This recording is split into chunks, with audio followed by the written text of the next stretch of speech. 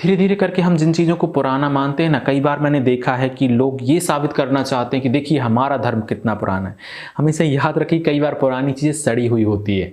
कई बार नूतन चीज़ों को स्वीकार करना चाहिए। भगवान को 2500 साल पहले भी भारत ने उतने अच्छे से स्वीकार नहीं करा।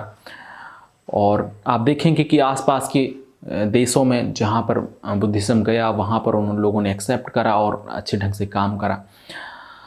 आज सिक्किम में शायद मुझे लगता है दुनिया का सबसे बेहतरीन देश, जहाँ पर हर 4 में से 1 व्यक्ति भिक्षु है, जो जीवन के सिद्धांत को, जीवन के रहस्य को समझता है, जीने का क्या ढंग है, उन सभी आयामों को समझता है।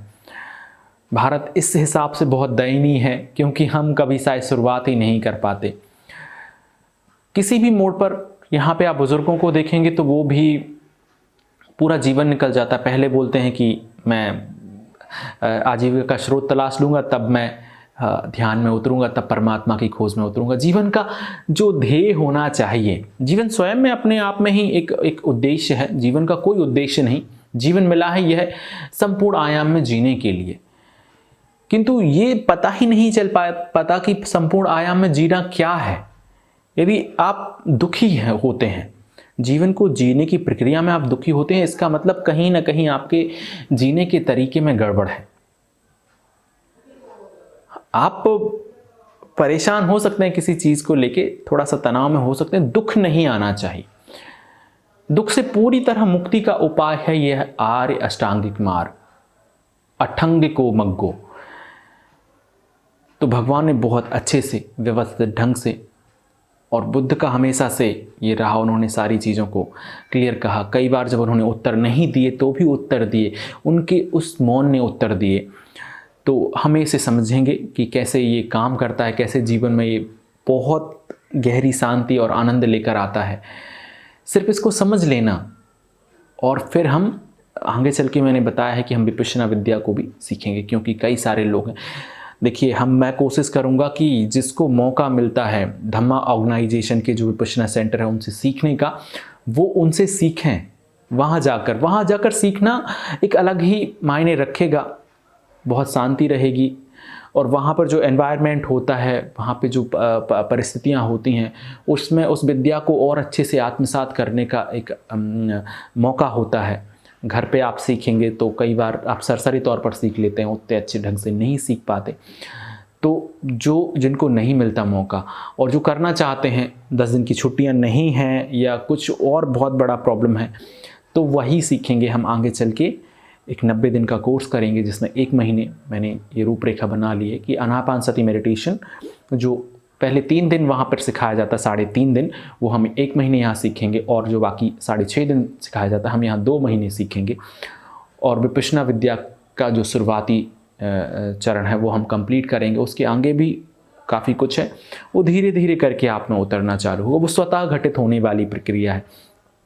आप बस उस प्रोसेस को फॉलो करेंगे और आप देखेंगे कि सब कुछ स्वतः ही होने लगा है। तो स्वाभाविक होने का यह मार्ग, आर्य अष्टांगिक मार्ग, इसके बारे में हम चर्चा करेंगे। और 8 अलग अलग वीडियो में हम इसके बारे में बात करेंगे। भले ही वो कुछ 1 मिनट की सिर्फ हो, अलग अलग ढंग से समझेंगे। तो आप सभी ने प्रश्न किए, उसके लिए बहुत धन्यवाद। मुझे लगता है कि आप समझ गए होंगे कि ये क्यों ज़रूरी था इन आर्य सत्यों को समझना, कि हाँ, दुख है, दुख समुदय, दुख के कारण है, दुख निरोध, दुख को रोका जा सकता है। दुख निरोध गामिनी पटिपदा, दुख से मुक्ति का यह उपाय है। दुख से ऐसे मुक्ति पाई जा सकती है।